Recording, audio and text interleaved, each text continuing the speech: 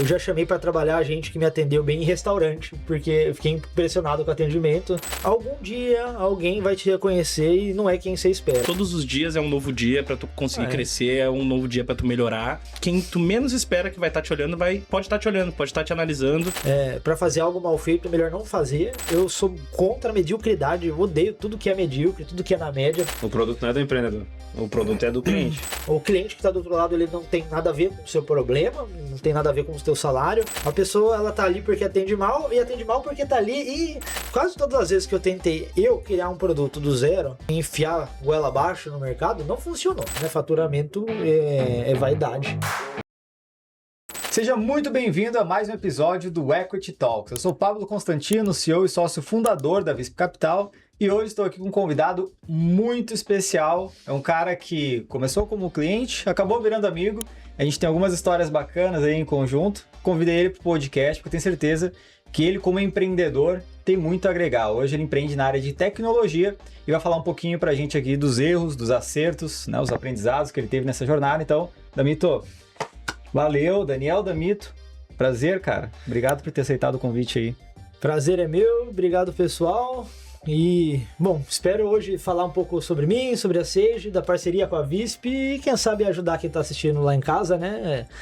Eu sei que essa jornada de empreender, ela é bastante solitária. Geralmente o cara que empreende, ele tem pouca gente para conversar, e não é só com você que está assistindo, isso daí é com a maioria dos empreendedores. Então eu acho que a função do podcast é fazer a pessoa que está em casa se sentir um pouquinho mais acolhida, ver que tem outras pessoas passando por situação parecida ou que já passaram, né? Então... Boa, é isso aí. Estamos também com o Rafael Cocolico. Boa tarde, pessoal. Nosso Head Partners, já conhecem, já teve alguns vídeos gravados. Alguns episódios já gravados. E o Gabriel Fernandes, nosso Head Partner também da área de Valuation, estou em diversos projetos aí de CFO. Prazer, gente, é um prazer estar aqui falando com o Damito, acompanho de perto alguns projetos aqui junto com ele e vai ser uma honra estar aqui do lado do cara, conversando com ele, vai ser muito legal, vamos lá. Isso aí, então gente, o Damito ele empreende no mercado de tecnologia, certo? Então, um pouco mais específico em relação a cibersegurança, posso dizer assim? Pode. Então, tenho certeza aí que muitos empresários estão em situações, inclusive, de vulnerabilidade, e nem eles mesmos sabem. Então, quero explorar um pouquinho contigo aí essas possibilidades do que o pessoal pode usar, inclusive, para se proteger, né? Vamos entrar um pouco, desmistificar talvez a questão de cibersegurança. Agora, com inteligência artificial, talvez isso esteja um pouquinho mais complexo até. Então, é isso que a gente vai aprofundar aqui. Bom, então, bora pro debate. Bem-vindo ao Equity Talks. Damito, vamos começar do começo, cara. Me fala como é que tu entrou nessa área de segurança, de tecnologia. Começa talvez, não sei, antes da Sage. A Sage foi teu primeiro negócio, onde tu empreendeu de fato? Sim, foi o primeiro. Não foi o único, mas foi o primeiro. Foi o primeiro. Fala um pouquinho como é que foi o início ali de empreender sem muita experiência na garra. Como é que foi o teu início? Geralmente o pessoal tem aquele sonho de empreender, né? Nossa, eu quero ter uma empresa, quero empreender. E comigo foi bem diferente. Eu não tinha esse anseio, eu não queria empreender no começo. Na verdade, isso não passava muito pela minha cabeça. Eu acho que eu comecei parecido com muito provedor de internet que começou aí, daquele sentido de é bom tecnicamente, e acabou virando um negócio. Hoje, assim, já é uma grande empresa, mas no começo não foi bem assim. É difícil falar um pouco da Sage sem falar da minha jornada, porque eu que fundei ela, foi assim que surgiu. Mas assim, eu acho que o comecinho mesmo de tudo foi quando eu tinha uns 16 anos de idade. Eu era viciado em jogo online, ficava jogando muito na internet. Inclusive ali eu já tive algumas experiências iniciais com segurança. Tinha um jogo lá que eu jogava e eu ajudava a desenvolver o anti-cheat do jogo. Cheguei a ajudar um pouco com anti-DDoS também, sem nem entender direito o que era DDoS. Mas isso enfim, aí na época das lan houses. Época de lan house. E aí eu era viciado em jogo online. Um dado momento da nossa vida cortou a internet de casa por falta de dinheiro mesmo. Custava R$70 por mês a internet. Eu tinha link da Fasternet. E antigamente eu era um. Na verdade, ele tinha um outro nome antes. Eu acho que é um provedor que a Fasternet comprou. E aí cortou a internet, custava R$ 70 por mês. Minha mãe falou: olha, só tenho R$ 35 para pagar. O resto aí, se você quiser religar, você arranja dinheiro. E eu não tava muito preocupado em trabalhar antes disso. Eu era moleque, tinha cabeça de menino, só queria jogar meu jogo. E então eu tinha perdido já várias oportunidades de começar a trabalhar. Tinha um vizinho meu que era um senhor de idade que ele vivia pedindo pra. Você sabe gravar música em CD? Eu falava, tem uma lan house ali que grava. Aí tinha um cara da academia lá que eu ia treinar, ele sabia que eu era fuçador. Como é que faz isso ou aquilo? Eu falei, tem uns livros aí que ensina. Aí quando cortou. Super interessado, né? Zero interesse. Aí quando cortou a internet, aí mudou, né, a cabeça. Eu precisava de dinheiro, eu cheguei, bati na porta do vizinho, falei, tudo bom? Você lembra que você tinha me perguntado sobre como grava música? Então, agora eu tô fazendo esse trabalho. Agora eu trabalho. Nada melhor do que a necessidade para movimentar o ser humano, né? Nada melhor que a necessidade. Aí eu comecei a gravar música em pendrive, em CD. Aí já comecei os upsell ali, né? Eu também dou aula de como gravar música. Não só gravo, como ensino a gravar. Aí cheguei pro cara da academia também. Olha, se você quiser aprender a mexer com Facebook, eu tô agora dando aula particular de Facebook. Comecei a dar aula de Facebook para ele. Depois vendi uma apostila. Paguei a internet no mês, arrecadei o dinheiro lá. E aí chegou no mês que vem, no outro mês depois desse, minha mãe falou, olha que legal, então você conseguiu dinheiro, né? Então agora a internet é sua, agora você que paga daqui pra frente. Aí eu virei o dono. Busca mais 30 agora. Conseguiu 35, pega mais 35 agora. Então. Tio Ben, com grandes poderes e grandes responsabilidades. Conseguiu. Aí eu virei o dono da internet, comecei a pagar a internet em casa. E aí passou uns 2 meses e ela falou assim, olha, então, agora eu preciso que você pague a conta de luz também. Aí eu virei dono da conta de luz também. Só que aí eu comecei a ganhar dinheiro. Assim, era pouco, mas pra mim, que não tinha nenhum gasto, era muito dinheiro. Eu, sei lá, eu devia estar tirando uns R$ 400 por mês. Nossa, isso era muito dinheiro, porque eu já podia comprar muita Coca-Cola e fone de ouvido pro meu jogo online com esse dinheiro. E aí eu comecei a ganhar dinheiro, e aí eu comecei a pegar gosto por trabalhar e por ganhar dinheiro. Eu comecei aí a achar bom. Comecei a dar aula. Você tava com 17 anos nessa época? Tava por aí, uns 16, 17. Comecei a fazer manutenção de computador, dar aula particular de informática. E aí o meu irmão do meio, ele me deu um empurrãozão. Ele chegou, olha, ele dava aula numa escola de informática, dessas tipo microcamp. E aí ele falou, olha, eu tô saindo da escola de informática porque agora eu vou trabalhar na IBM e preciso de alguém para dar aula no meu lugar. Eu indiquei você, para dar aula de montagem e manutenção de computador. E é isso, você só vai lá conversar com ela, já tá contratado. Você só vai lá por formalidade. Eu falei, não vou, nem a pau, não sei arrumar computador. Não, velho, você tem que ir agora porque eu te indiquei, se você não for vai me queimar. Eu falei, não. Ele falou, não, você vai. Aí eu fui bem empurrado. Comecei a dar aula lá, a mulher me contratou mesmo, e eu não sabia mesmo, realmente eu não sabia arrumar computador, não sabia abrir um gabinete, não fazia ideia do que tinha lá dentro. Mas aí eu criei uma estratégia, né? Primeira aula vai ser uma aula de placa-mãe. E só vou falar de placa-mãe. Fiquei estudando um tempão placa-mãe, chegou na primeira aula, tudo deu um show de placa-mãe. Professor, mas e sobre memória RAM? Não, memória RAM não quero falar ainda. Depois, semana que vem. Isso aqui é assunto para uma das próximas aulas. Não vou adiantar ainda para não atrapalhar a cabeça de vocês aqui. Eu não quero que vocês se baguncem. E aí, comecei a dar aula. E aí chegou na outra aula, entre essa e a outra, estudei tudo sobre memória RAM, aí a outra foi aula sobre memória RAM. Então, ao longo de um ano, eu aprendi de verdade, fiquei bom, comecei a dar aula de informática, fui dar aula em uma outra escola também, estava dando aula em umas 2 escolas. Essa época da minha vida era muito legal, eu adorava o que eu fazia, era divertidíssimo dar aula, ganhava um dinheirão, assim, eu acho que era uns R$ 800. Nossa, era muito dinheiro pra mim, mas era muito dinheiro mesmo, assim. Cara, eu ia de bicicleta dar aula, nem com transporte eu gastava. Então era uma época que eu tava realizadíssimo, assim. Aí o meu irmão, de novo, ele chegou, olha, estou te indicando para trabalhar lá na IBM agora, e é uma oportunidade boa, o trabalho é muito, muito, muito difícil, mas vale a pena para você crescer lá dentro, vai ser bom para sua carreira. Falei, tá bom. Isso aí tu ainda tava morando com a tua mãe ainda. Tava morando com a minha mãe. E aí eu já tava com uns 18 anos, mais ou menos. Eu fiquei uns 2 anos dando aula, já tava com uns 18. E dono de mais algumas outras contas. Eu já tava com internet, com luz. Eu acho que eu já tava ajudando na comida. E não tinha muito gasto em casa, não. Os gastos eu acho que eram pequenos. Já tava bem. Aí me ligaram pra IBM, cortando um pouco da história, eu fiz entrevista, fui trabalhar lá, entrei no Service Desk. É o quartel da tecnologia, Service Desk da IBM. Você rala muito, ganhava pouco pro tanto que trabalhava. Eu entrei lá ganhando uns 1.200, 1.300 reais, só que era muito longe. Eu morava em Salto, cidade de Salto, interior de São Paulo, e a IBM ficava em Hortolândia, do lado de Campinas. Eram 70 quilômetros. Eu pegava 3 ônibus para ir e 3 para voltar.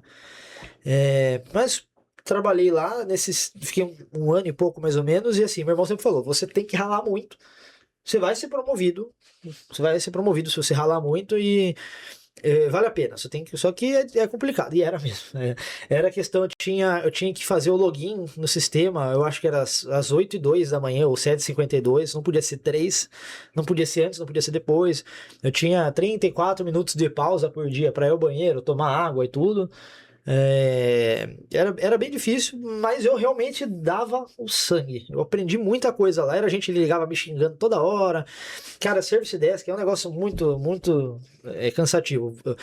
Eu não tinha uma opção de atender o telefone. Eu ficava com o headset e ele só tocava.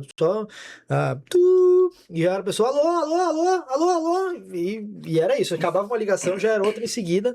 Era média, acho que 70 ligações por dia que eu atendia. E lá eu aprendi muita coisa.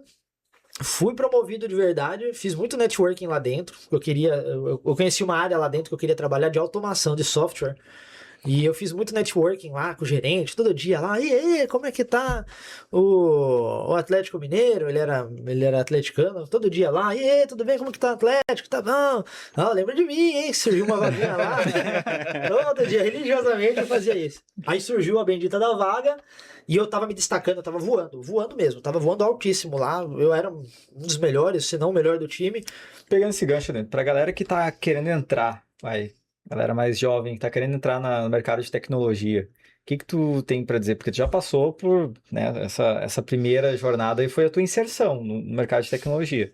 Pra galera que tá querendo trilhar uma carreira nesse caminho, o que tu diz pra eles? Não só pra tecnologia, mas pra qualquer área, faça melhor que você pode, independente do quanto você ganha, independente da situação do seu trabalho, porque algum dia alguém vai te reconhecer e não é quem você espera. Eu já chamei para trabalhar gente que me atendeu bem em restaurante, porque eu fiquei impressionado com o atendimento. Eu já também recebi propostas ótimas porque atendi alguém bem. Então é assim, olha, mas meu trabalho é horrível, eu ganho pouco, cara, não importa. Eu sei que é difícil, mas vale a pena. O cliente que está do outro lado, ele não tem nada a ver com o seu problema, não tem nada a ver com o seu salário.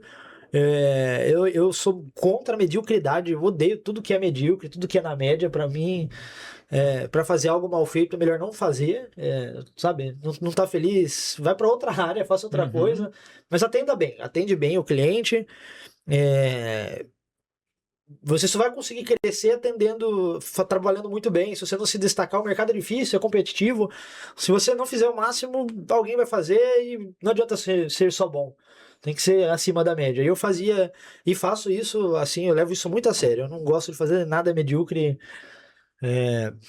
Quando alguém me atende mal, em qualquer lugar, cara, assim, né?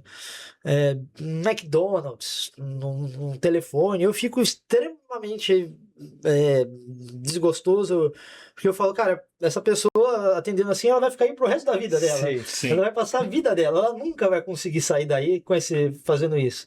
É um ciclo vicioso, né? A pessoa, ela tá ali porque atende mal, e atende mal porque tá ali, e alguém vai ter que romper, não é a empresa que vai fazer isso, é o funcionário que vai ter que dar um jeito de quebrar essa bolha, né? Eu vejo que o pessoal mais novo, principalmente, eles se frustram muito por não ser algo rápido, sabe? Não, eu entrei na empresa em 6 meses, eu já vou subir de cargo. E não é assim, né? Tu tem que... É algo repetitivo, todos os dias é um novo dia pra tu conseguir crescer, é um novo dia pra tu melhorar, que quem tu menos espera que vai estar te olhando, pode estar te olhando, pode estar te analisando e viabilizando. Não, aquele cara lá, pô, Ele faz todos os dias muito bem, ele toma mijada de cliente e mesmo assim vira a página e segue. E do nada, parabéns. Sobe mais um degrau aqui. E é uma constância, né, cara? Não tem. E pra ti, como é que foi lá depois que tu conseguiu chamar a atenção do Eu teu fui, chefe? Do atleticano. Do atleticano. eu fui promovido, eu fui pra essa área que eu queria, eles me chamaram um dia, tem uma notícia boa pra você. Vamos conseguir uma vaga na área que você quer. Cara, eu tava ganhando uns 1.300, falei, meu, agora sim, se for pouco é 2.000. Então pode dobrar meu salário. Chutando por baixo, é importantíssimo a área que eu vou. Chutando por baixo é 2.000, vai ser 2.500 fácil. Que pra mim também era dinheiro, precisava desse dinheiro aí. Nessa época eu já tava começando a precisar de dinheiro, de verdade. E aí falaram, olha, você vai ter agora um ThinkPad no notebook. Isso era um sinal era uma espécie, ter um ThinkPad na IBM é uma espécie de carta de alforria, porque quem tem um ThinkPad significa que pode fazer home office. Né? Quem não tem notebook significa que tem que todo dia. Cara, tem um ThinkPad, é uma espécie de carta de alforria velada, sabe? Então, você vai ter o seu ThinkPad, vai poder fazer alguns dias de home office por semana, e aí você vai trabalhar junto com o fulano e ciclano, que eram uns caras que eu admirava demais. Falei, uau! E quanto que eu vou ganhar? Você vai ter um aumento. Você vai ganhar 1.500, bicho. Aí foi a frustração. Foi um dos dias mais frustrantes da minha vida, assim.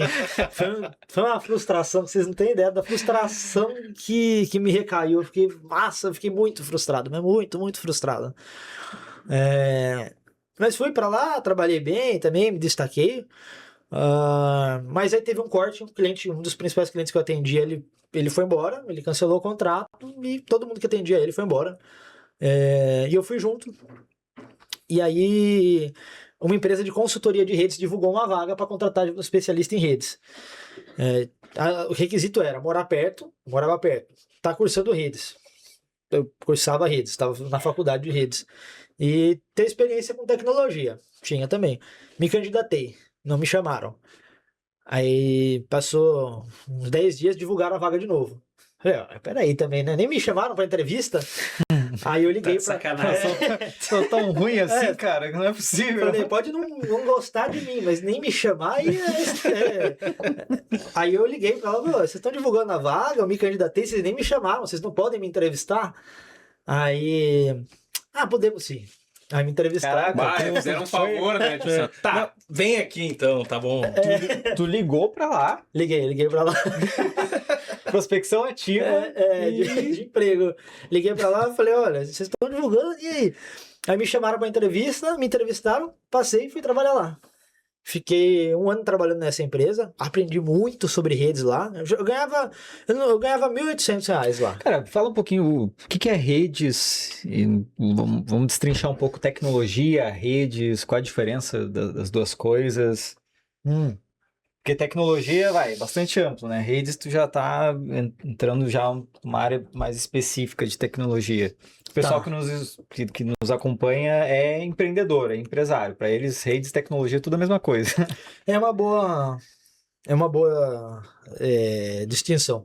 A gente tem, na área de tecnologia, as principais áreas, eu diria que é segurança, redes e desenvolvimento. Tem outras também, mas são as mais conhecidas. E redes é a menos conhecida das três, assim.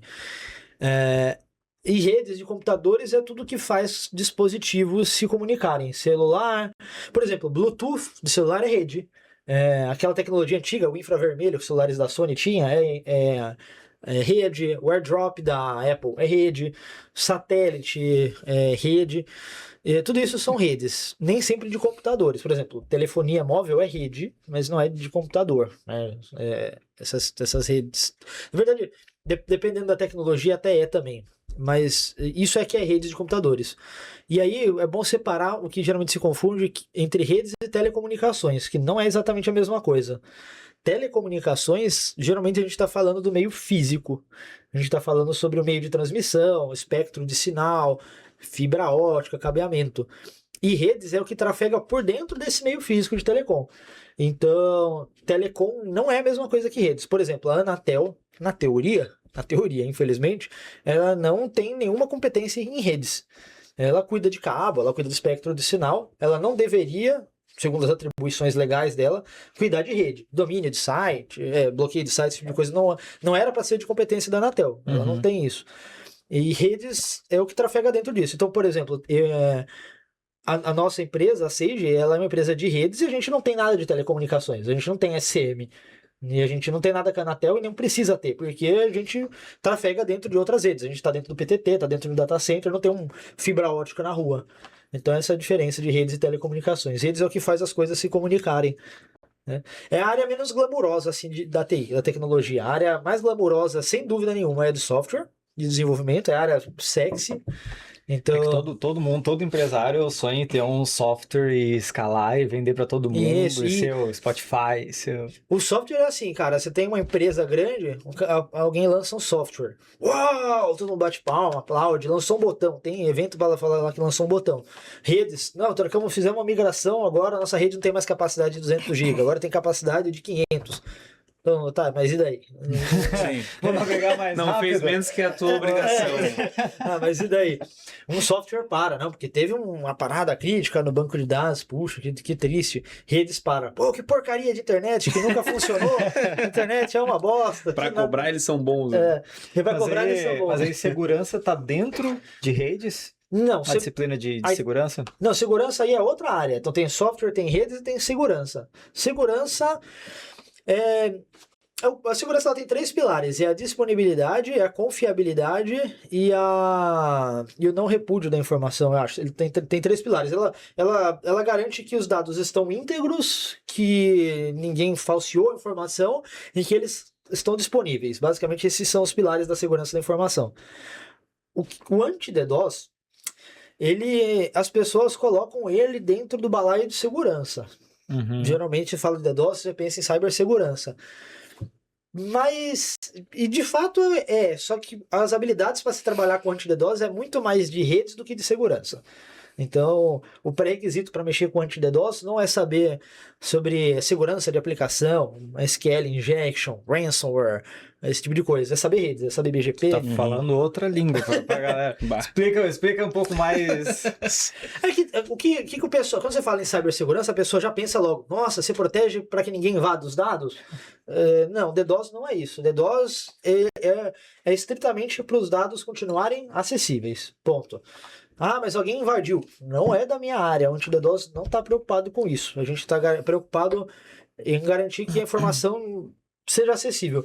Uma analogia que eu faço é que a cibersegurança ela é parecida com a polícia e o anti-DDoS é o exército. A gente não está... por exemplo, alguém invadiu um provedor e roubou o banco de dados lá do ERP. Não é no nosso escopo. A gente não olha essa minúcia de dados. A gente mantém o provedor no ar. Eu garanto que o provedor vai ficar no ar. É que nem, por exemplo, você ir pro exército e reclamar que alguém te assediou no trabalho ou que tem alguém te perseguindo na rua. O exército, isso é irrelevante. A escala que eles trabalham é uma outra escala. E parece a mesma coisa, ambos são de segurança, mas o objetivo é totalmente diferente. Eu trabalho com uma escala de dados muito, muito, muito grande. Eu mitigo DDoS na escala de 400, 500 gigas, 1 tera. E a segurança tradicional, ela cuida que um pacotinho escondido no meio da informação não invada uma porta aberta do software. Né? É isso que Cara, eles fazem. na parte anti-DDoS hoje vocês são o maior do Brasil, né? Sim. Acredito eu. E em relação à cibersegurança, vocês têm algum produto que cuide daí mais especificamente da segurança dos dados? É algo que vocês estão olhando para entrar agora também ou não? Não, a gente trabalha com consultoria de redes e em consultoria de redes também cuidamos da segurança das empresas. Mas não é um serviço de segurança, ele é um serviço de consultoria de redes que abrange também um pouco de segurança, mas não é o foco. E isso, imaginei eu que assim, é bem uma questão de decisão mesmo, de foco de vocês porque, putz, vocês têm lá um posicionamento de somos a maior empresa de anti-DDoS do Brasil. E aí é mais uma questão de não desfocar dessa imagem ou de O se pepino manter. é muito grande para se envolver. Pois é, porque eu penso na parte da IA agora, tem muito escritório, muita empresa colocando muito dado. Cara, dentro de plataforma vai ter de muito IA. pipi, né? Vai ter muito problema, cara, em relação a isso. Vai. E tem uma oportunidade de mercado que eventualmente vocês têm um know-how. Minha dúvida é se vocês não abraçam por mais uma questão assim de posicionamento e foco. É por foco. É um mercado bom, mas é por foco. A gente, todo o tempo que se gasta fazendo uma outra coisa, você deixa um pouquinho de lado o core business, que é o nosso anti-DDoS. É interessante, é um mercado que a gente deve entrar nos próximos anos, mas não é o foco para agora, entendeu? A gente ainda tem muita coisa em anti-DDoS para fazer, muito problema de DDoS para resolver no Brasil e no mundo. Então é por isso. Mas assim, ao mesmo tempo, tem muita coisa. Se eu tiver alguma empresa de cibersegurança mais voltado para essa parte de segurança para te vender. Compro. Então, É mais rápido. Se a solução vem pronta, né? Se for um bom negócio, compramos. então vamos conversar depois. Então, né? Estão avisados, você que está assistindo esse episódio, que tem empresa de segurança, chama a gente, o que a gente vai fazer numa intermediação aqui, ó. Mas assim, ao mesmo tempo que é um bom negócio, também já tem muita gente trabalhando. Eu Sim. recebo, acho que umas 2 empresas por semana me chamando para oferecer serviço de cibersegurança, ou parceria de cibersegurança. Aí eu vou ver a gente amadora. Porque com IA todo mundo está desenvolvendo tudo toda hora e virando especialista em tudo, então também é uma área que eu tô vendo que tá todo mundo, igual foi a agência de marketing uns tempos atrás, todo mundo tinha uma agência de marketing, essa área de IA, de cibersegurança também tá todo mundo empolgadíssimo mexendo com isso. Daqui a pouquinho eu acho que abaixa quando o pessoal vê que é difícil, que não é brincadeira, Começa a dar uns pepinos. começa a ver que o negócio é sério, talvez eles diminuam um pouco a empolgação. Mas é essa a diferença de... Boa. Mas aí, voltando lá ao fio da meada, né? Aí eu fui trabalhar nessa empresa de consultoria de redes, fiquei muito bom em redes lá, fiquei 1 ano trabalhando, prestava consultoria para provedores de internet. Aí aconteceu, a história se repetiu parecido de novo. Uma empresa de anti-DDoS divulgou uma vaga. E aí exigia que soubesse, sei lá, MikroTik, Cisco, Juniper, sabia tudo. Que soubesse comunicar bem. Pô, eu sabia me comunicar bem pra caramba. Se tinha uma coisa que eu fazia, era me comunicar bem, bicho. 70 ligações por dia me fez o melhor comunicador do mundo. O dia inteiro a gente me xingando. Me candidatei pra vaga, não me chamaram. Passou um tempo, divulgaram de novo. Falei, não. Ligou de novo. Liguei de novo. Já sei o caminho. Funcionou uma vez, por que não vai funcionar outra, né? É o mesmo. Aí eu liguei e ela falou, tudo bom, tudo bom. Eu quero falar com esse tal de Thiago Ayub. Quero falar... que a gente já sabe, vai lá. Quero falar com esse tal de Thiago Ayub. Aí, mas sobre o que seria? Quem me entendeu foi o comercial. Falei, vocês estão divulgando uma vaga e... não é por nada não, mas eu sou bom nisso aí que vocês estão querendo. Nem me chamaram. No anterior eu dava match, mas não era com louvor. Já nesse caso era com louvor, eu sabia mesmo. Aí eu falei, e vocês não me chamam? Que aqui é o comercial tal. Eu falei, tá, mas deixa o recado pra esse tal de Thiago aí, não sei, vê se ele me liga, alguma coisa. Tô o e-mail dele, manda e-mail. Aí eu mandei e-mail e falei, meu amigo, você tá divulgando a vaga, não me chama, você não pode me entrevistar?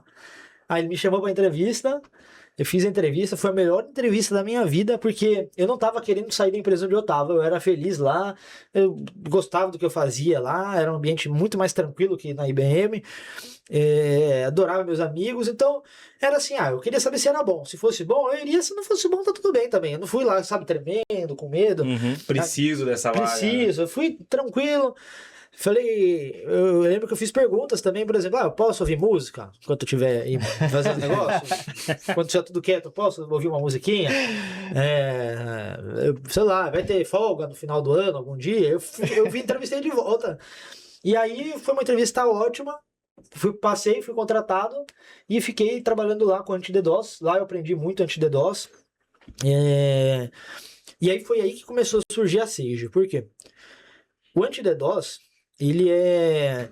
Quando eu falo que ele é um problema sério, assim, às vezes as pessoas não têm muita ideia. Então, para quem estiver assistindo, se você tem uma rede, uma empresa que depende de redes, cara, anti-DDoS é a pior ameaça que a sua empresa pode sofrer. Não tô brincando. O anti-DDoS, ele é, às vezes, ele é um remédio que ele pode ser amargo para uma doença que é muito mais amarga ainda. Então, é como se uma pessoa tivesse com câncer e o anti-D-dose ele fosse uma quimioterapia. É o que faz a empresa viver, faz ela sobreviver, mas também vai ter efeito colateral. O paciente precisa colaborar com o tratamento, precisa fazer algumas coisas. E aí tinha muito cliente lá da empresa que ele... o serviço nosso estava bom, estava funcionando, mas o cliente não colaborava, a rede dele era muito ruim. E aí, com frequência, esses clientes eles se queixavam do serviço da empresa. Falava, não, meu amigo, mas peraí, o problema não é o nosso serviço aqui, o problema é a sua rede não tá boa. E aí, eu com ele mesmo no telefone, falava, me dá acesso aí, Romeu, na tua máquina. Deixa eu ver. Acessava o roteador microtik dele lá, apertava os parafusos e pronto, meu amigo, tá resolvido. Acabou. Esses caras me procuravam depois para prestar consultoria de redes para eles, por fora. E não era para trocar o meu empregador pelo meu serviço. Ele me falou, olha, o que você fez aí? Eu preciso desse serviço. Queria entender mais. Eu quero entender. Eu falava, olha, sua rede tá ruim, precisa arrumar, precisa configurar isso, aquilo. E eles me contratavam por fora. E era um bom negócio porque eu mantinha. Esse era um cara que ele chegava como? Ele chegava querendo ir embora do meu empregador. Ele falava, o serviço não funciona, eu vou trocar. Eu falava, não vai trocar não. O problema não é meu empregador. Está funcionando bem o serviço, o problema é a sua rede. Eu arrumava a rede dele, eu resolvi o problema dele, resolvi o problema do meu empregador e resolvi o meu problema, ganhava um dinheirinho por fora. Aí eu fui mantendo alguns clientes até o momento que eu consegui ter uma renda boa. Aí foi quando começou a surgir a Sage. Eu fiquei um tempo só juntando dinheiro. Tudo que eu ganhava por fora, eu fui fazendo um cofrinho para a Sage. Sage já existia em termos de conceito, nome, ideia, marca, ou assim, tu só sentia que tinha uma oportunidade ali? Eu primeiro comecei a juntar dinheiro. E aí, depois eu vejo o que eu faço com esse dinheiro. Sem ter o plano exato. Depois isso, sem ter um plano muito certo. Fui juntando dinheiro. E aí, no meio disso, eu comecei falando, acho que é bom... Eu acho que começou, cara, quando eu fui falar com um contador sobre isso, e me falaram, você vai precisar declarar imposto de renda. Aí o contador falou, cara, você precisa explicar isso, você precisa de um CNPJ. Eu falei, você precisa de CNPJ, precisa de um nome. Você precisa de um nome, cara, vai ter que ser uma empresa. Eu acho que foi mais ou menos assim que começou a surgir, sabe, a ideia. E aí, quando eu fiz isso, eu tive que regularizar, que aí começou a ser uma empresa. Entendi. Porque aí eu já tinha um dinheirinho... Foi a necessidade de novo, a necessidade batendo. Aí eu criei o nome, aí eu abri o CNPJ. Acho que tem um aprendizado aqui, cara. Se a vida tá te cobrando, tu sente que tá tendo necessidade, pode ser uma oportunidade de alguma coisa boa que vai vir por aí. Exato. Eu acredito muito que tem coisas que é difícil você fazer sem ter necessidade. Tem coisa que você planeja e tenta, por exemplo, produto. Você vai criar um produto ou um serviço novo. Quase todas as vezes que eu tentei criar um produto do zero e enfiar goela abaixo no mercado, não funcionou. Sempre funciona quando é alguma coisa que o mercado já está precisando e você O próprio mercado pede, né? Nada que você inventa e tenta enfiar a goela abaixo funciona. Não é assim que funciona. E, cara, vejo uma galera que desenvolve um produto ou às vezes demora um tempão criando o produto, formatando, modelando, dando nome, aí tu olha assim, tá lindo, maravilhoso no papel. Agora, quando ele vai ao mercado, o mercado não aceita aquele produto. E às vezes o cara até quebra, velho. Porque ele construiu um produto não baseado na necessidade do mercado, baseado no que ele achava que o mercado queria, né? É que o produto não é teu, né? O produto não é do empreendedor. O produto é do cliente. Porque é o que ele precisa, como ele precisa. E aí que entra nessa vibe do cara modelar tudo perfeitamente, aí calcula análise de viabilidade de investimento, aí calcula a ROI, calcula um monte de indicador, e no final das contas ele fica lindo, perfeito, empacotado, mas... Não tem pra quem vender. A gente vai vender pra quem isso aqui? Cara, aí leva pro mercado, ninguém compra, e o cara tem...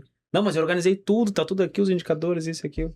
Mas os melhores produtos são feitos em várias reuniões com os clientes, né? Tu vai ali, conversa com o cliente começa a falar, cara, tá muito difícil tal coisa. Aí tu começa, eu consigo resolver isso aqui. E aí tu começa a criar esse produto e vê que muita gente também tava com aquele problema. E aí tu começa a aplicar aquilo e melhorando e modelando pra conseguir... Não tem gerente de produto melhor que o próprio cliente. Né, exato. O que a gente pode oferecer na primeira reunião é um par de ouvidos e uma cabeça pensante pra conseguir solucionar aquilo, né? Eu tava falando com um amigo que ele mora em Miami e, putz, vamos exportar o serviço da Visp, vamos levar a CFO, BPO, vamos levar a consultoria financeira aqui para Miami e tal. Tá, vamos. Ele já mora lá, né? Beleza, fala com os clientes aí. Ele, não, tem que estudar o mercado, ver as dores, desenhar uma proposta específica para o cliente. Eu tô com um monte de ideia aqui, cara, esquece essas ideias, velho. Esquece esse monte de ideia. Vai pro mercado, conversa com o cliente direto ali, vê o que ele tá precisando e a gente vai adaptar o produto pro mercado daí. É simples assim, porque senão a gente fica um ano ali só ruminando e testando, estudando e criando uma solução. Chega lá, não, cara, a gente nem usa isso aqui, é outro software, aqui é outra parada. Eu tive uma experiência dessa que fui fazer. Tinha um mercado específico que a gente queria atender e a gente tava com dificuldade de como chegar e tal. Aí apareceu o lead de lá. Apareceu uns 4 leads. Mas não fechava, mas difícil. Eu não dava negociação. Falei, cara, dá o serviço pra eles. Fala que é de graça. Pronto, dá o serviço pra eles, não vamos cobrar nada. Não fechou o negócio, de graça, não fechou o negócio. Falei, bom, tá mais que validado, não é? Eles não querem. Eles não querem. Não querem. Tá mais que validado. É isso. Tá validadíssimo, eles não querem. Eu tô oferecendo, tô dando o serviço para 2. Eles não estão pagando, então, porque no mercado, ou o serviço não tá certo, ou esse mercado não quer esse serviço. Cara, eu passei exatamente por isso com o serviço de buy-side, de assessoria pro comprador. Cara, tentei implementar o pagamento antes, né? Uma parte do pagamento ali para começar a prospecção, para começar a auxiliar o cara e não dava certo. Não fechava, não conseguia mostrar o resto do trabalho para eles, eu tomei a decisão. Cara, quer saber? Me paga mais para frente, então. Vamos avançar, vamos trazer o vendedor, vamos trazer o produto, vamos mostrar para ele como funciona, que aí ele vai querer pagar. E, pô, deu super certo. Porque tu chega pro cliente e fala, cara, não vou te pagar, não vou te cobrar nada agora. Eu vou te mostrar e tu vai querer me pagar depois. Ah, beleza. Tu vai criando o relacionamento, tu vai mostrando que vai dando certo. Quando tu chega na hora de receber, não é uma surpresa, o cara já viu o valor, validou. Pra mim, assim, deu super certo. E, cara, consultoria funciona muito bem com distribuição de risco. Porque o cliente, se ele enxerga muito risco em colocar a grana na frente, ele não fecha contigo. Então, muitas vezes o que tu tem que fazer é tirar o risco, tirar o peso do ombro do cara, botar um pouquinho no teu, dividir essa carga, que é o que o Rafa tá falando aqui, né? A gente assumiu parte do risco pra... Não, cara, o risco inicial é com a gente. se não der certo, tu não vai gastar nada. E aí tu penetra melhor no mercado. Então, às vezes, não é nem tu pivotar totalmente o produto, né? É. Mas tu diluir um pouco o risco, no teu caso, tu tirou 100% do risco do cara e não funcionou. O cara não precisa pagar nada, tu tirou todo o peso das costas dele, botou na tua e ainda assim não andou. Então, putz, esse produto ou o mercado, enfim... Eles não querem isso, é isso aí, tá resolvido. Mas voltando, onde é que a gente tinha parado? E foi quando eu tava na empresa, aí começou a virar Teve que Montou teu declarar CNPJ. imposto por causa do... Aí eu contratei um contador, abri o CNPJ, precisava de um nome, falei, caramba, nome... Daniel Damito, consultoria, não é legal, né? Aí eu criei o nome Sage e... Capital social, ele te perguntou? Quanto é que eu ponho de capital social aqui? R$1.000. Cara, Clássico, né? ele colocou 100 mil. Foi 100 mil? Ou foi 1.000 inicial? Não sei. Ele colocou... Cara, era daqueles contador vida louca, que nem fala o que tá fazendo, ele só faz funcionar ali. Só assina. Coisas bem Passa aqui. duvidosas. Coisas bem duvidosas. Só Deus sabe que passivo que eu não tava carregando na época. Só Deus sabe que eu não tava devendo pra Receita, mas ele fazia funcionar ali, era o que eu pagava, era o que ele entregava, né? Pagava pouco, entregava pouco. O negócio era bem, bem claro ali. Eu tô pensando no nome desse episódio já, meu. Vai ter que ser alguma coisa relacionada a isso. Do emprego, da primeira empresa de contabilidade, do primeiro CNPJ, a maior empresa de DDoS do Brasil. Tem que ser uma parada que remeta esse início meio... Vai acomodar. Vamos indo, vai empurrando. Aí eu acho que quando eu decidi fundar a Sage, eu já tinha um caixa de uns 30 mil, uma coisa assim. Era dinheiro. Pra quem... Eu precisava pagar domínio só, cara. Eu precisava pagar domínio de e-mail e sistema de chamada e e-mail. Meu gasto era R$ 400 por mês, eu tinha 30 mil de caixa, uns 10 mil de receita mensal, era um dinheirinho já. Aí, quando eu tava mais ou menos nesse patamar, ou mais, uns 15 mil mensal, aí eu saí da empresa que eu tava e fundei só a Sage. E eu não fundei ela para mexer com anti-DDoS. Não era não, era consultoria de rede só. Então, nem concorri com o meu antigo empregador, só antes, né, do último. E aí assim foi crescendo. Pegava basicamente o provedor de internet que ele também começou na raça, não entendia da parte técnica, foi montando a redezinha dele e tu organizava a rede lógica dele. Era isso que tu fazia. Eu tenho uma premissa para mim que negócio bom é um negócio que é bom para os dois lados. Isso era para ser óbvio, mas parece que não é óbvio para todo mundo. Né? E onde é que eu ganhava dinheiro? Fazendo a pessoa economizar. Era muito caro contratar uma consultoria de redes boa, então eu vendia um serviço bom que eu cobrava menos do que os outros, porque eu tinha menos custos. Ou era muito difícil contratar um especialista em redes, eu era especialista em redes e cobrava mais barato. Então eu ganhava dinheiro fazendo as empresas economizarem dinheiro, que é o que eu faço até hoje, no final das contas. Eu entrego mais por menos. A melhor forma de reter cliente é isso, né? É quando tu consegue fazer o cara economizar te pagando. Pra mim é a melhor forma de conseguir retenção. Cara, todo mundo que tá no mercado B2B, que vende para outro empresário, tem, né, um termo, make money or save money. Tu tem que fazer ou o cara fazer dinheiro, fazer mais, Exato. aumentar a receita, ou ele economizar grana. No final do dia é isso. Para quem quer vender serviço para outro empresário, mas eu vendo qualquer outra coisa.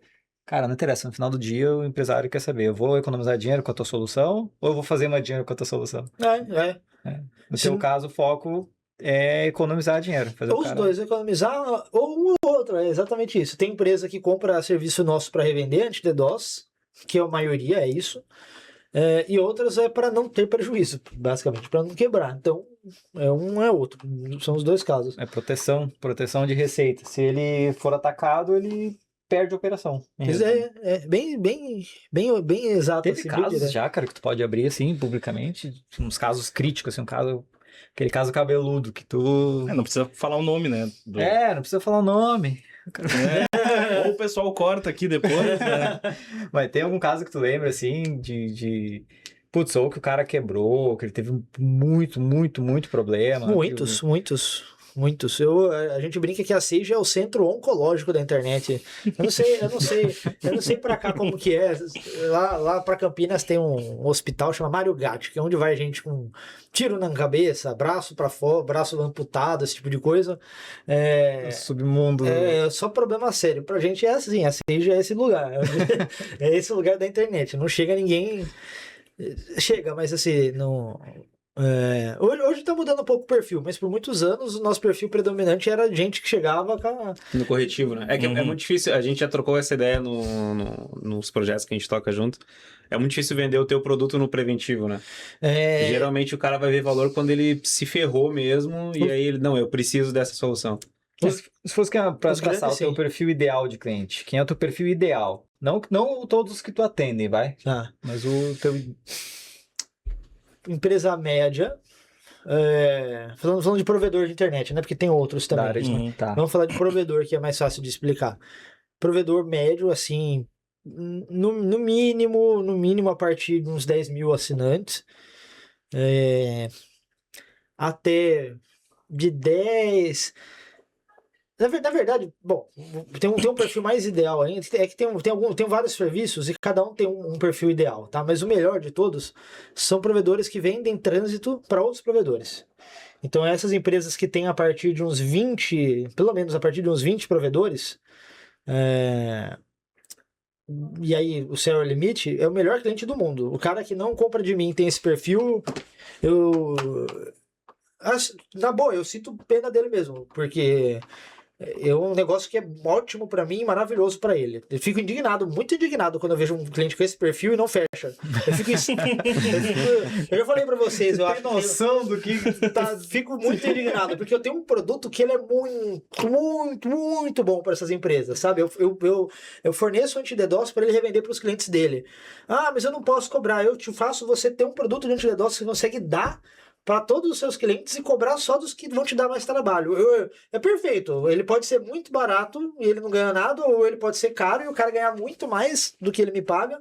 É maravilhoso. Então, provedores de trânsito que vendem para outros provedores de internet é o meu perfil maravilhoso. É um negócio bom para mim e para eles, de verdade mesmo. Eu tenho um conhecido que ele tem uma empresa dessa, tem um perfil perfeito para ser cliente nossa, e esses caras não fechavam com a gente. Eu fiquei assim, eu ficava muito indignado com isso. Teve até uma vez que eu falei, cara, vamos, sei lá, se vocês tiverem ruim das pernas, vamos fazer swap de serviço, porque não faz sentido, não faz sentido disso.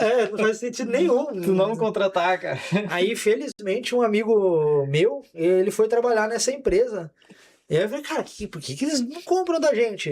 Aí eu falei, cara, é só uma questão de tempo lá, deles pensarem no assunto, eles não estavam conseguindo pensar. Eu falei, tá, porque tá.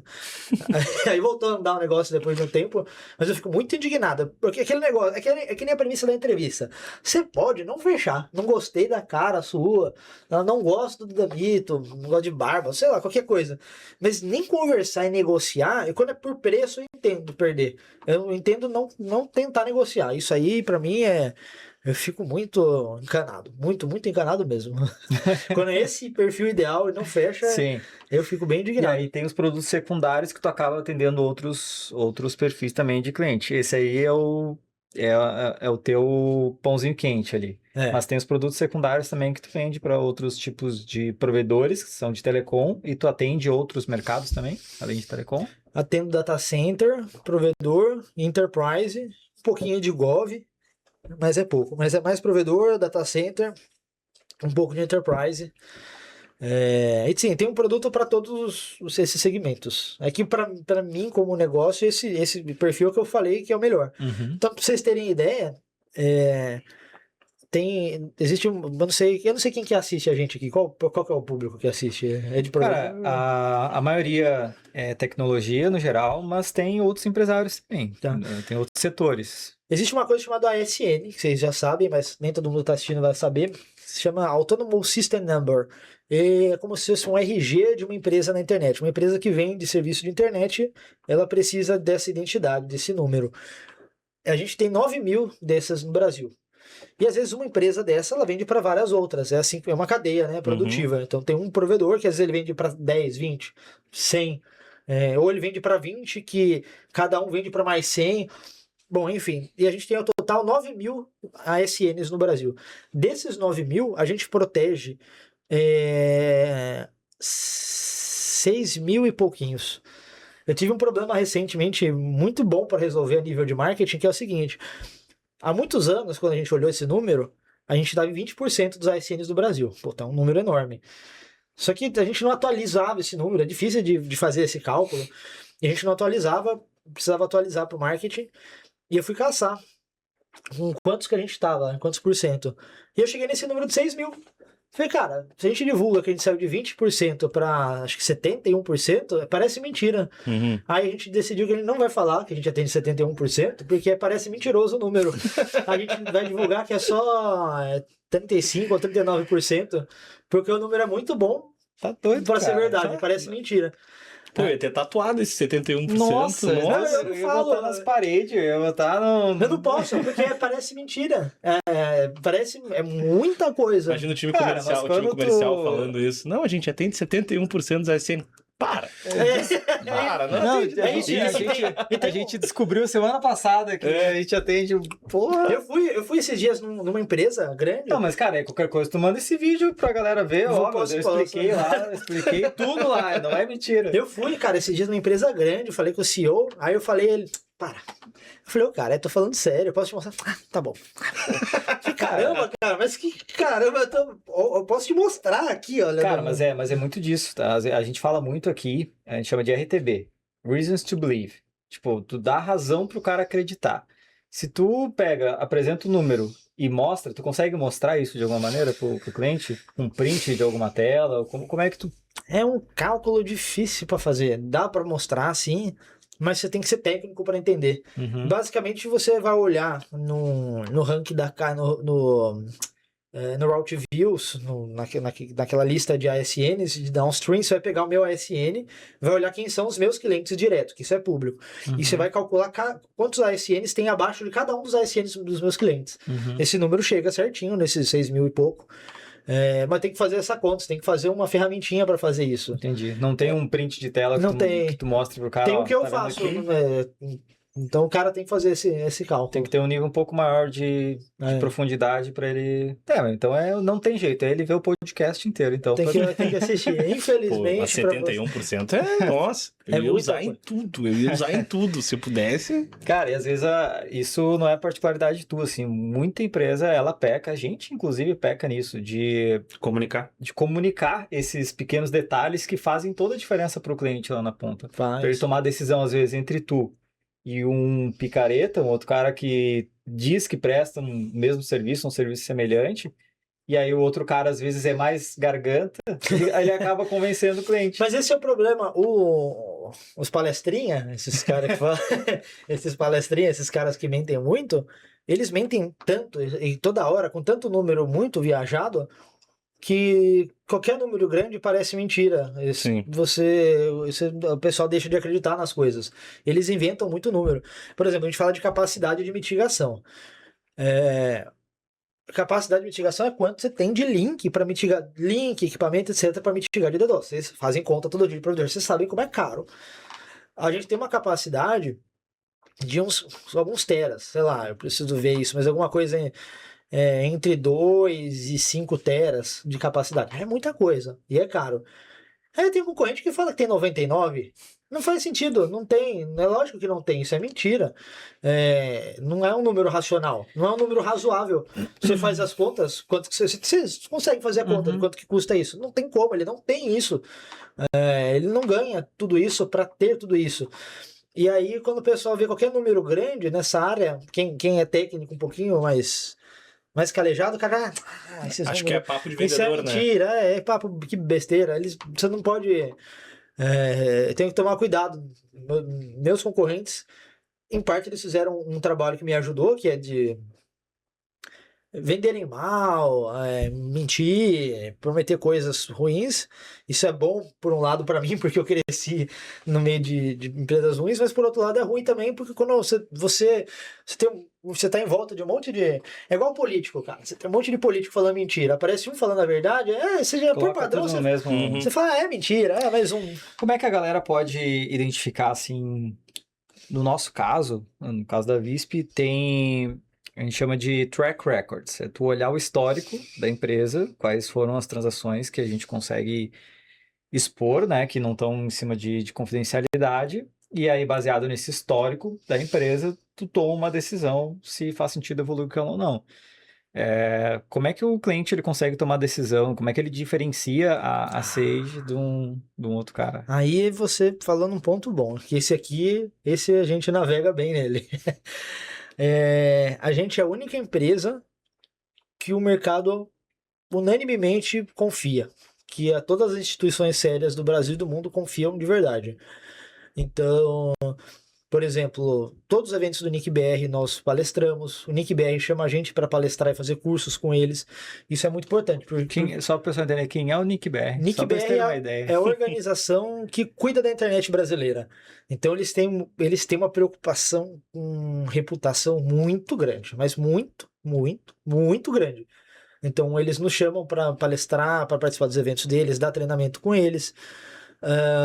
Recentemente o Esquadrão de Guerra Cibernética da Marinha do Brasil convidou a gente para ministrar um treinamento para eles sobre anti-DDoS, cara. É o Esquadrão de Guerra Cibernética da Marinha do Brasil. Só são os caras que vão proteger o nosso país no caso de uma guerra. A Polícia Civil do Distrito Federal também recentemente chamou eu para dar um treinamento para eles, a Delegacia de Crimes Cibernéticos. Fizeram também um outro evento em Brasília recentemente, onde teve Polícia Federal, Polícia Civil, Ministério Público, e convidaram também a gente para dar um treinamento sobre anti-DDoS, sobre como investigar e pegar quem faz ataque DDoS. O Ayub com muita frequência dá entrevista pro Financial Times, pro New York Times, para a BBC, tanto do Brasil quanto de Londres. Então a mídia... O Ayub é o teu diretor O Ayub foi aquele cara Foi que o eu insisti, empregador. que hoje é nosso CTO, nosso diretor de tecnologia na Sage. Então, a gente tem uma reputação ilibada, de longe. Do Brasil, com certeza, é a melhor reputação, não tem nenhuma dúvida, mas eu posso ser um pouco ousado e dizer do mundo mesmo. Eu não conheço outra empresa a nível mundo que tenha uma reputação assim e que faça o que a gente faz. No processo de vendas, tu acredita que isso é bem comunicado, assim, e que acaba influenciando para o cliente fechar e... A autoridade disso. Muito, eu coloco no primeiro slide, no evento, New York Times, Nick BR. no evento, na última feira que teve, a Brint, para quem não conhece, é uma feira muito grande do nosso segmento, a gente contratou todos os banners aéreos, cada um a gente fez uma foto, eu com o capitão de mar e guerra da Marinha, o outro com o delegado da polícia, o outro dando palestra com o Nick BR. A gente fez questão de colocar isso, contratar todos os banners aéreos e colocar a foto nossa em todos eles. Cara, e agora eu quero trazer esse gancho pelo seguinte. Inclusive, Gabriel, por isso que a gente gasta dinheiro com marketing. Não, eu ia falar. olhar lá Depois- no DRE, vai ter... O Gabriel todo mês xinga a gente aí. Depois eu vejo Bastante lá demais, cara. margem e EBITDA reduzindo. Ué, o que aconteceu aqui? Vamos dar uma olhada. Linha de marketing estourada. Caramba, cara. O que Mas vocês estão fazendo? Cara, isso eu acho que é um puxão de orelha no sentido no mercado, que é o seguinte, muita gente fala desse ativo intangível que tu falou. Não, pô, os maiores órgãos do Brasil e até depois conta aquela viagem que tu vai fazer também. Aham. Pô, ver a gente como autoridade nesse segmento e tal. Tá, cara, isso impacta de alguma maneira na tua receita? Ou isso só tá legal, tá ali guardado, é teu, porque isso não é um ativo intangível, isso não gera valor para a empresa, não gera equity, se não está ligado de alguma maneira à geração de receita da empresa. Gabriel, especialista em valuation, pode me corrigir ou complementar se quiser. Mas muita gente deixa esse ativo, eu sou o melhor. Tá, cara, e isso aumenta a tua taxa de conversão na venda, aumenta a tua receita de alguma maneira, tu usa isso, ou se tu não usa, não serve para nada, cara. Isso é um ativo que tá ali engavetado, porque senão, cara, vira só... Papo de vendedor, que nem o Rafa falou.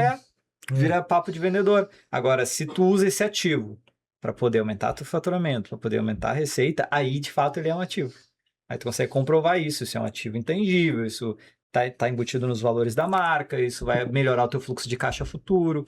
Então isso tudo que tu tá criando é histórico também, reputação de marca, que no futuro vai fazer tu ter mais receita, tu ter mais venda. Com certeza. Se não, cara, tipo tu ser a Coca-Cola da cibersegurança, do anti-DDoS.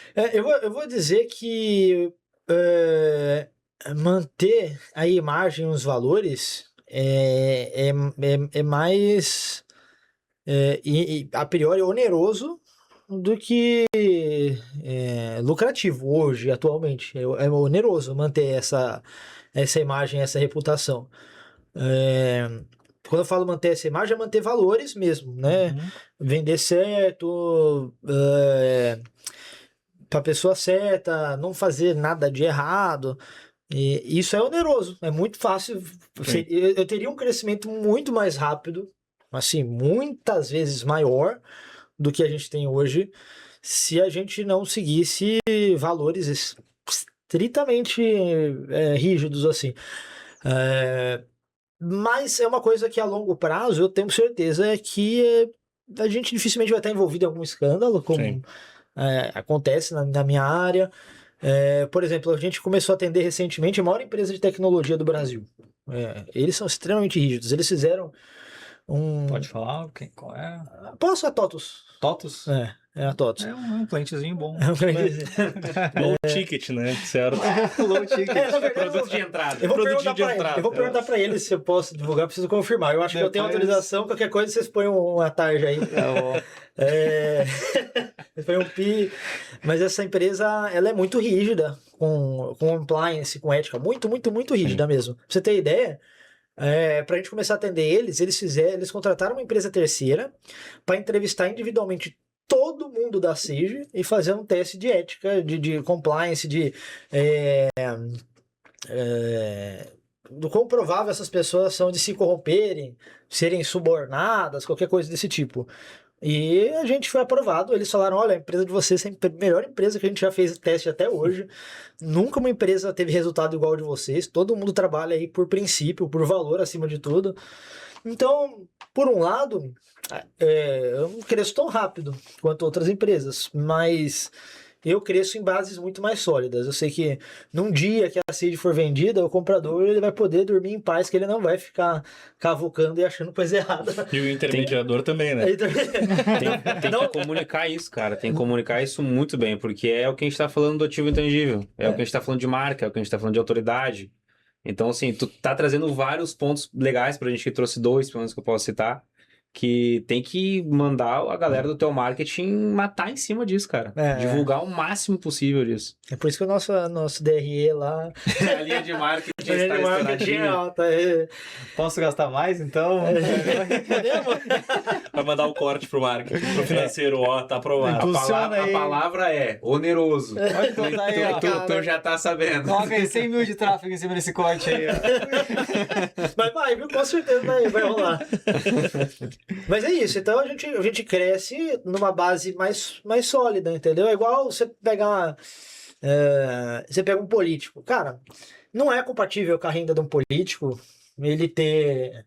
O patrimônio que ele tem. Ele ter jato, ter helicóptero. Não é compatível. Simplesmente, simples assim. Não é compatível. Não em pouco tempo. Não em 5 anos. Não em 10 anos de carreira. Quem tem isso tá errado. A gente é parecido com um político certo. Nosso caminho ele é um pouco mais lento do que outras empresas, entendeu? Mas é um caminho que quem compra... Eu vou dar... as empresas que nos contratam, elas têm muita tranquilidade de não estou feliz, eu vou brigar, eu vou embora, eu vou sair. Eles não têm preocupação com questões éticas e morais com a gente. Os nossos clientes, eles não têm... E pro teu tipo de negócio tem que ser assim, né, cara? O que foi o crescimento da Sage, de 2025 para 2026 agora, que vocês vão fechar? O que fez? Crescimento de receita, se eu pegar 2025 versus 2026. Comentou que vocês não... a gente não cresce tanto acelerado, assim, mas... O que é o crescimento médio de vocês? Crescimento médio nesse de 25 para 26, isso aqui não fechamos 26, né? Mas projetado. Estimado mais ou menos 25 a 30% de crescimento. 25 a 30%. Ele é um crescimento mais moderado, preservando qualidade, preservando marca. E vamos lá, também quando o cara é muito pequeno, é muito fácil tu crescer rápido, 100, né? 200, faturo... Não é fácil. 50 mil reais e crescer 100%. Né? É que a Sage, ela atinge os resultados, né? A última apresentação a gente falou sobre isso.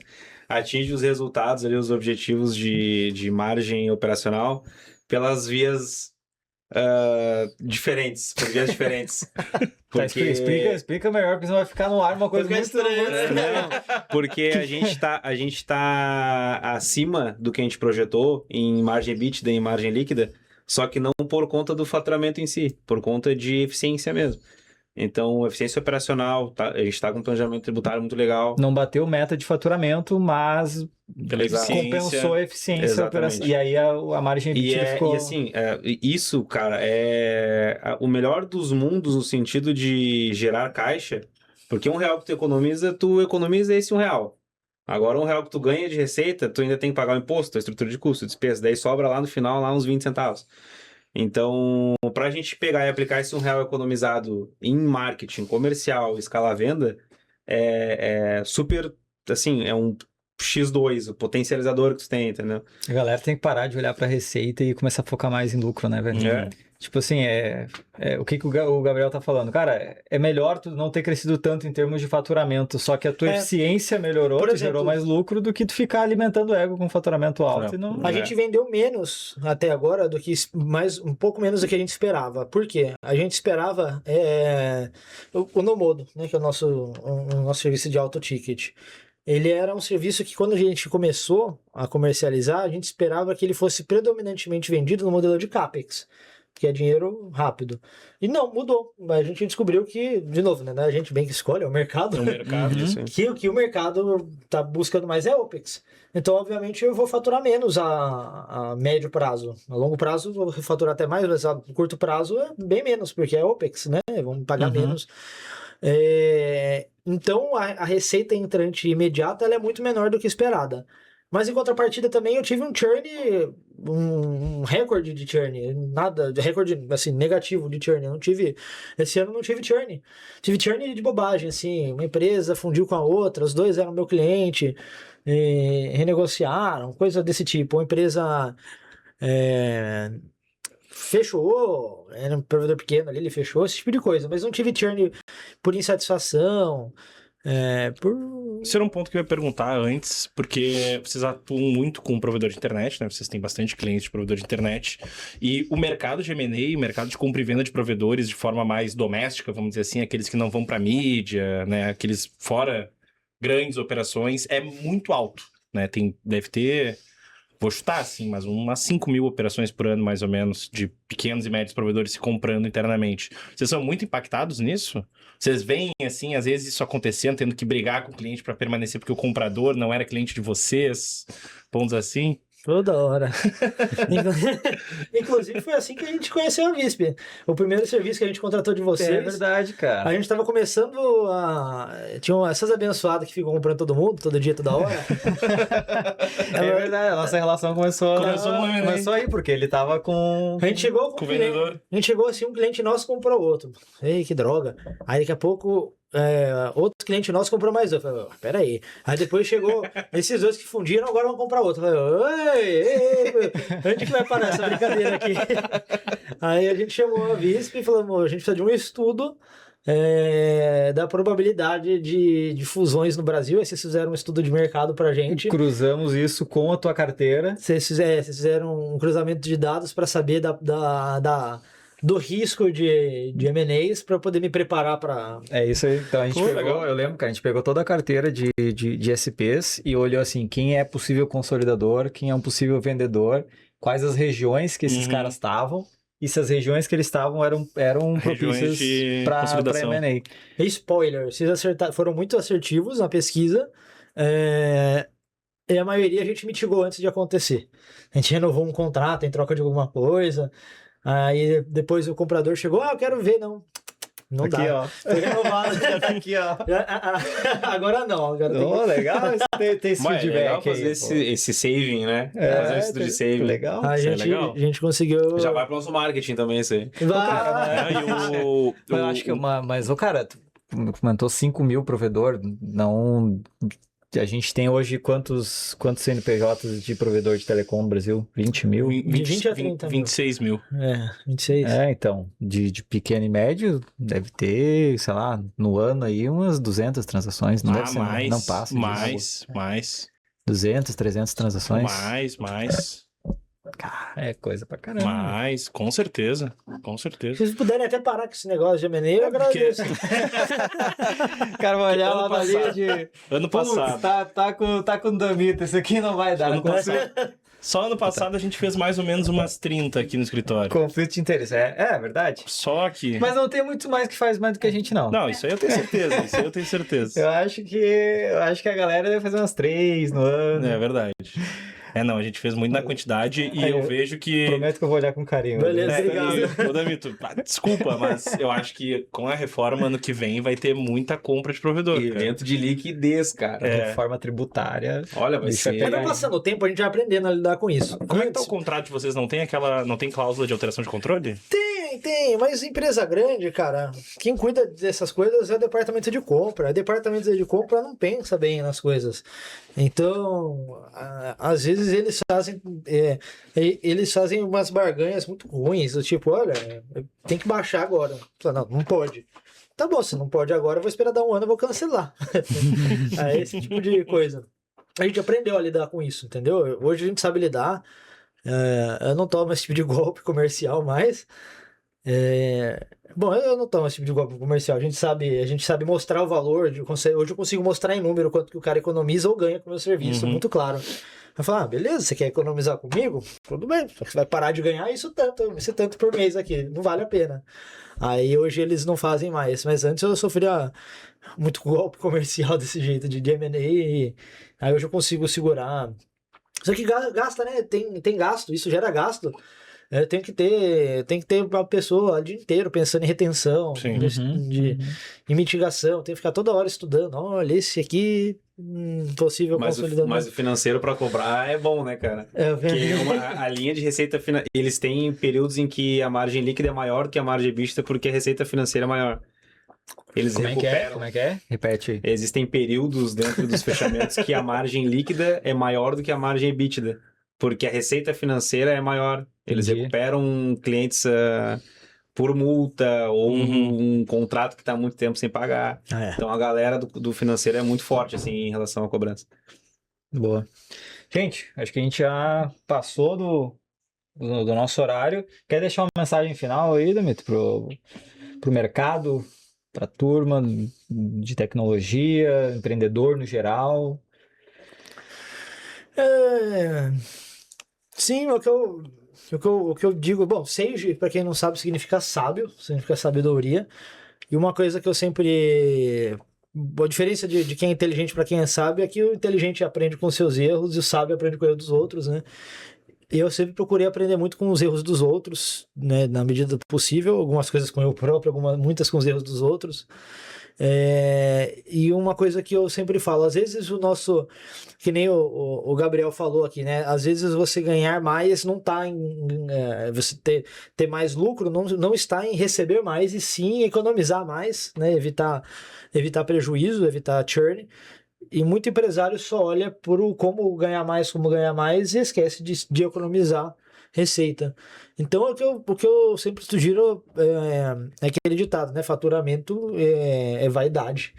Então, eu sempre sugiro, o que eu sugiro para quem está assistindo a gente, que é empresário, empreendedor, olhe para outras coisas além do faturamento, além dos recebimentos. E uma das coisas que pode te ajudar, e aqui puxando muito a minha sardinha, mas é verdade, é o anti-DDoS.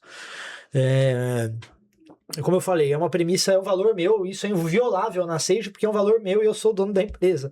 É um valor meu. Negócio bom é um negócio que traz resultado para os dois lados. Então eu sempre me preocupo. Para o meu cliente fechar comigo, ele vai passar por um crivo comercial. Que se o meu comercial vê que ele não precisa do serviço, ele simplesmente não vai vender, porque ele sabe que é um cliente que não vale a pena, não vai dar trabalho para a gente, vai atrapalhar a minha reputação. Então, pense em anti-DDoS, chama a gente para conversar. Eu vou te ajudar de duas formas, com certeza absoluta. Ou a salvar dinheiro, economizar, ou a ganhar dinheiro vendendo serviço de anti-DDoS, independente do seu segmento, né? Se você é provedor, isso é óbvio, você já deve saber, que já sofreu muito. Se você é data center, talvez. E se você é de outros segmentos, pense nisso. A gente está no país mais atacado do mundo, que é o Brasil. Então, se você não sofreu ataque, em algum momento você vai sofrer. E conte com a gente do seu lado para te ajudar a não ter esse prejuízo no futuro. Chama a Visp para te ajudar a fazer esse cálculo aí, né?